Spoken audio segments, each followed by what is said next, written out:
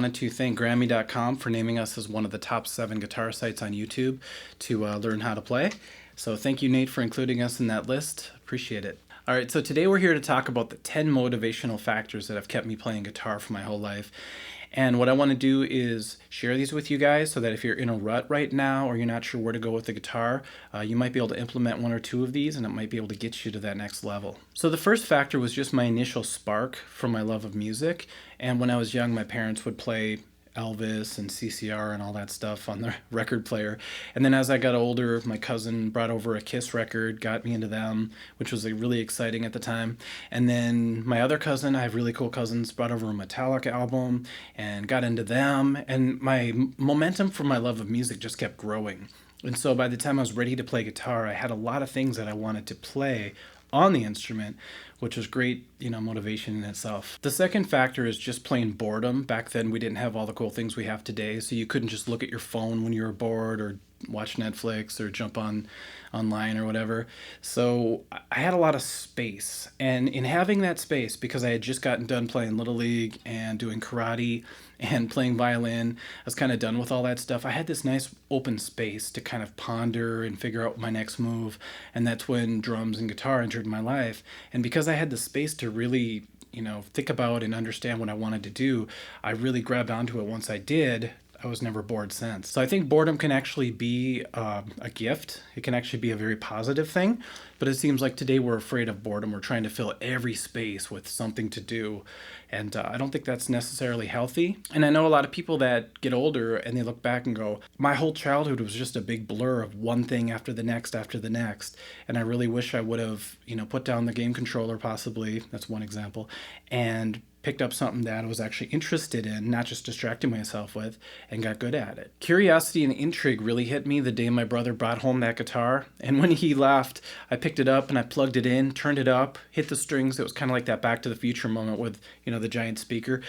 And I hit the strings, and I remember the power of the vibration just hit me a certain way, and that kept me hooked on the idea of getting good at this instrument. So that's what I believe propelled me forward, was just the very first initial encounter with the instrument and how powerful it seemed to be. So after messing around on the guitar for a while, I was terrible, obviously. And I was tired of being bad. I was tired of trying to show somebody a song and having him have no idea what I was trying to play, and that was really frustrating. So this might sound a little negative, but a big part of my motivation at that time was just not to suck. And that really motivated me to want to get better, to get to that point where somebody would actually recognize what I was playing. So I studied my magazines, my books, I had recordings that I would try to play to and learn from, and it was a long time before that actually happened where I played something that somebody recognized, but it was worth it. That really motivated me to get through that entire process. So once you're past that terrible phase and you get to the point where people actually recognize what you're playing, suddenly you have this rush of energy, like I'm finally able to play something decent. And then you ride that wave for a long time, just that good feeling that you're actually decent at an instrument or at whatever you're trying to get good at. Today that could be very difficult because the second you think you're really good at something, you'll go on YouTube and see a 5-year-old kid play it way better than you ever did. So that could be a little bit frustrating these days. I recommend that you don't let that get to you too much. A lot of people write comments like, I'm quitting, after watching like a 5-year-old kid play Eruption or something. But remember, that kid who can play Eruption at age 5 doesn't mean he's gonna do anything with guitar. He or she might actually get bored with it out over time and do nothing with it. And you might just get better at a slower rate, but you might do way more with guitar than that person ever did. I see a lot of prodigies, if you will, come in and they're really good right off the bat, and they get kind of bored with the instrument because they can play it really well, so they don't really have to dig that deep. I'd rather almost be the person that has to work really hard to get good at guitar, because the payoff is so much better at the end. Because when you are finally good at it, you know that you really had to dig deep to get to that point. It didn't just come easy for you, so you won't take it for granted. Okay, then I had a best friend who was getting good at guitar at the same time. So we had this nice friendly competition, and eventually we joined a band together, or we formed a band together.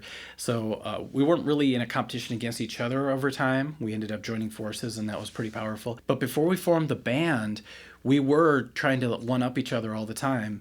And that works for a lot of things. Like in jiu-jitsu, I had a friend who used to always go to class with me, and we're always trying to be better than each other. And we both got pretty good in the process. Not only was it us, though, it was also our other friends who started playing guitar, too. It was this really weird thing. All of a sudden, everybody had a guitar.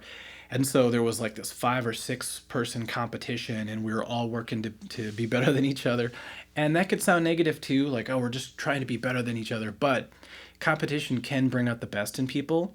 And, there's a lot of energy that kind of lays dormant inside of us. And sometimes, whether you think it's good or bad, friendly competition or even an unfriendly competition can bring that out of you. And all of a sudden you're able to do things that you never knew you could do before. This is around the time we played that show that I talked about in the other video where I felt crushed. I just played terribly, but my friend sounded so awesome on stage, and I almost wanted to quit guitar at the time. But that in itself motivated me. So that's that competition thing. I thought, you know what? How can I let him get that much better than me? So I would start to do my 6 to 8 hour a day practices until I was able to keep up. Like I mentioned earlier, starting a band was another form of motivation, another source of motivation. And as soon as you're in a band, you have this new responsibility because you don't want to be the weakest link in a band. If you're, you want to hold your own. There are some people that don't really mind being the weakest link, but I don't ever want to be the weakest link in a band.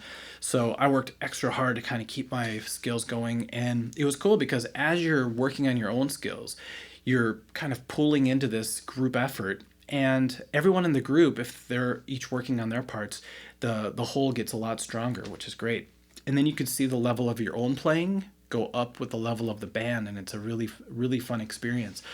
I'm going to do a video about this later, but there was one summer where we practiced almost every day, and we went from playing parties to playing First Avenue in that amount of time because we worked so hard we all had the exact same focus. So it was really powerful to see what being in a band did for each one of us as individual musicians, because it made us all want to step our game up for the benefit of the band. And of course, being in a band brings with it other things, like all of a sudden there was girls coming to our show. We're like, we're not used to girls watching us play, this is cool.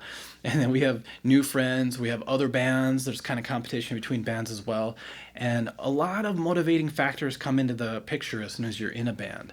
So I highly recommend trying to play with other people, even if it's just one other person. But if you can get in a band that plays shows every once in a while, it can really up your game and surprise you. So I rode the band wave for a long time, and then I eventually wanted to get into teaching. And I realized that when I started to teach, there's a fear that every teacher has that they're going to possibly have students that are so good that they have nothing to show them. So that was one of my fears when I first started teaching. Right before my first professional lesson, I had a nightmare that my student was better than me and I had nothing to teach him. And so that was kind of a motivating factor to get me back to practicing, back to improving my skills and making sure I didn't have any holes in my game. From there, I got into playing in cover bands and bands on the weekends. That was just for extra money, and it was also just for experience to keep me going for, as far as playing live, keeps you sharp, like I said before, playing in a band. I like that aspect of it once in a while. It was fun to get out of the house. And then I got into playing in studio gigs, like being a studio musician. And that really kind of scared me at first, because when you think of a studio musician, you think of an expert. And so I knew I had a ways to go before I hit that point, but I just dove right in and had a lot of fun studio sessions, and I learned a lot from that.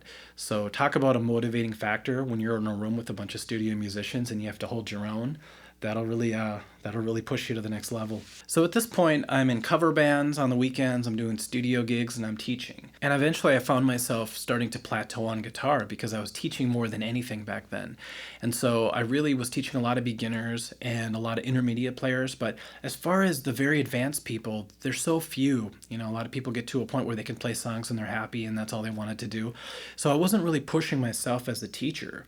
And so it wasn't until I got to doing the art of guitar that I was able to tap into those higher places that I've always wanted to as a teacher. Especially when I started to do the artist series, because now I'm diving into these great guitar players, learning what they're doing, trying to figure out what they're doing, and then bringing them to you guys. So actually the artist series is a huge motivational factor for me, and it really keeps me practicing, it keeps me investigating the guitar, and it makes me want to just get better and better so that I can bring you guys the best information when it comes to that. If you feel like you're a little bit stuck somewhere, maybe just jamming with one other person could be a big factor for you. And some of you guys might want to start teaching to get to the next level. So you might have to dig a little bit deeper. When they say to learn something really well, you should teach it.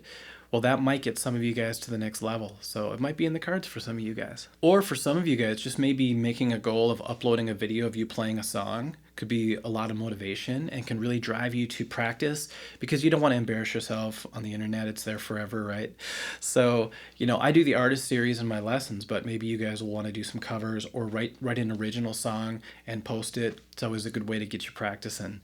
And, overall, I want to say the biggest motivational factor in doing all of this is just the feeling I get when I play the guitar. I don't want to forget about that, because there are times where you forget why you're playing guitar. You just get caught up in the momentum of what you're doing, whether it's teaching or playing in a band or whatever. But if you don't truly love how you feel or the feel of playing guitar, the emotions you get, the ability to express yourself, to be creative, if that's not there in the center of all of this stuff, I believe nothing will keep you playing guitar for an extended amount of time.